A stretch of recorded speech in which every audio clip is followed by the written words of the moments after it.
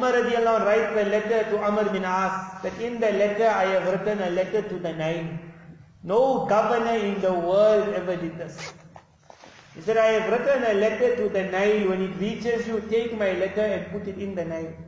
And what was the letter? It was, O Nile, from the servant of Allah, Umar, that if you're flowing on the command of Allah, carry on flowing. What a letter! From that day, the Nile never ever dries. 1,400 years flowing of the Nile is an evidence that there was a man once called Umar. He saw that also. And he saw also the time when he was giving a khutbah, and Almighty Allah opened a scene in front of him. And he saw the war far away. And he saw the Muslim army is going to lose. So in his Josh, he said, Oh Sariya. Sariya was one general of his. He said, Al-Jabal, the mountain. Meaning keep the mountain behind you. Let that be your support. And then you fight the enemy from that way. That general heard that cry. The army heard it. Months later when they would come back to explain they were victorious, then they would say, amazing, but one day we heard the voice of Umar in those lands. Those people say, we were sitting here for the khutbah when he said it. Umar radiallahu anh knew that the wind took his voice to another land. It wasn't a story, this. Everyone spoke about it. He even knew that.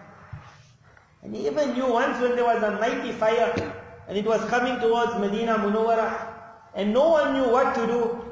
Umar and Tamim Dari radiallahu anhuma, they walked to the fire. They had no protective gear. It was just Bismillah. And then they started doing this to the fire. If you are coming to the city of Rasulullah, going like here, the fire started moving. And they chased the fire back into a cave. Umar saw that also. And Alim wrote, he saw the elements of the world falling at his feet. The fire fell, the water fell, the wind fell. All that he saw. But when the time of his death came, and this was that man who told his son, who had his head on his lap, he said, oh my son, put my head on the ground. So Abdullah bin Umar said, oh my father, what's the purpose, son? Keep it on my lap. He said, put it on the ground, because if I meet Allah now and He's angry with me, then my head on your lap or on the ground makes no difference. Who would have ever thought he would be so scared of meeting Almighty? The last parts of his life, he saw all of that. But when someone will tell him, you did this, you did this, you did this, then he would say, if Allah can only just say to me, that because you are the companion of Rasulullah sallallahu alaihi wasallam, I will make a deal with you, that whatever good you did in your life, and whatever bad you did in your life, I will not look at the bad and you don't think of the good. There will be no reward for the good and no punishment for the bad. Are you happy? And Umar said, I will say, oh Allah, please. Just because I am the companion of Rasulullah. So much of it. If one of us can get this, one is that fikr of our wealth. Whenever you get the chance to take part in public wealth, me and you all get the chance. One is a man is a mutawalli, public wealth is coming one way. One is a man making wuzu in the masjid, that is also public wealth as the water flows. One is a man reading his salah on this lovely carpet, that is also public wealth. One is a man who just walks in the masjid, says, Muazzin, put on the fan, that is also public wealth. For that public wealth, I don't think one night I never sleep. But Umar radiallahu anh, for one dirham would not sleep. That was the process. But if I meet Allah and He says to me, why? He said, I will have no answer. All his dreams, he forgot it. All the kamalat, he forgot it. It was the fear of Allah. And this is that point that I want to drive. That the more Allah Ta'ala opens on an individual, the more he must fall in the abdiyat of his Creator. Oh Allah, I'm a slave. And the more he must have that fear. When you will read the life of Umar radiallahu anh, you will understand he had so much of fear. He walked in the market. As his stick moved, it hit somebody. Whether it really hit that Sahabi or it just touched him or it never touched him, that Sahabi never noticed. Umar radiallahu anh, 1 year later, he got the news that that Sahabi is going for Hajj. He called him to his house. He took out a whole bag. He said, this bag of my wealth is for you. The Sahabi said, why? He said, that other time I hit you. The Sahabi said, when? He said, it was 1 year ago as you walked, I walked. He said, I cannot remember. He said, from that time I never forgot. And I knew if I call you, you tell me, Maaf, finish. It's not Maaf. So I waited for the time that I can give you something, and I said, please forgive me for the sake of Allah. One thing. But one day when we shouted our wife, we forgot it the next day. We remembered it 1 year later. But when I go in front of Allah, what did he ask me? That Umar, if someone ever has to say that he acted hard with Fatima radiallahu anha, the mind will never believe it. Because he could not hurt a goat or a camel. He had so much of it. But if Allah has to ask me, why, O Umar? Why, O Umar? This is this man called Umar. A few points we wanted to mention. One is that Allah Tabarakah has taken responsibility for the protection of Islam. And in the protection of Islam is the azmat of Abu Bakr and Umar. And of the wives of Rasulullah sallallahu alaihi wasallam. Every one of us, for an example, a boy becomes Hafiz of Quran, then the normal bayan is given. That Almighty Allah said He will look after, but not only Quran, the dhikr, this entire Shariat. And He will create the armies for it. So we say to that young boy, that Mubarak to you, you have become one of the soldiers of the army of Rahman.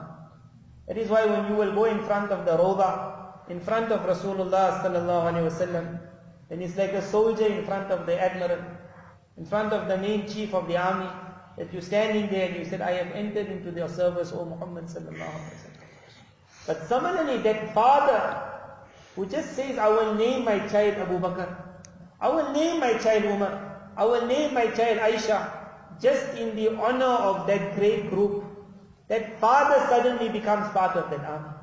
That in the protection of the azmat of those great people, you are also one of them.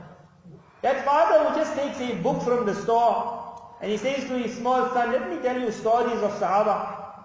Suddenly he became part of it. That young boy who likes, and he looks up, and he says, I want to be like Umar. Suddenly he becomes part of the army. Where Allah Tabarakah took responsibility for the Shariat. In that responsibility was Abu Bakr and Umar, Usman and Ali, the wives of Rasulullah sallallahu alaihi wasallam, the companions. Their name will always be high. Any person who makes any effort, even you are just coming here to listen to this bayan, will include your name as part of that army. That you gave honor to the name called Umar. When Umar radiallahu anhu was passing away, one thing he said, he explained why he went to Hazrat Ali radiallahu anhu. And he asked Ali radiallahu anhu, I want to marry your daughter. And the marriage took place. They loved each other. So obviously Ali radiallahu anhu said, no problem, I'll give you my daughter. The daughter of Ali radiallahu anhu and Fatima radiallahu anha, her name was Kulthum. She married Umar radiallahu anhu. That itself was another story. That no matter how much the Shias want to show, that Umar radiallahu anhu never liked Fatima radiallahu anha, or Fatima radiallahu anhu never liked Umar radiallahu anhu. But when this issue happened, they had no answer for it. Then how could the daughter of Ali and Fatima radiallahu anhu marry Umar radiallahu anhu? But Ali radiallahu anhu said one thing, but my daughter is so young. You are a person who needs someone to look after the house. You will have to look after her more than she'll be looking after you. So Umar radiallahu anhu said that I thought of the hadith of Rasulullah sallallahu alaihi wasallam, that on the day of Qiyamah, your being from any family is not going to help you. I'm being from this family, you being from that family.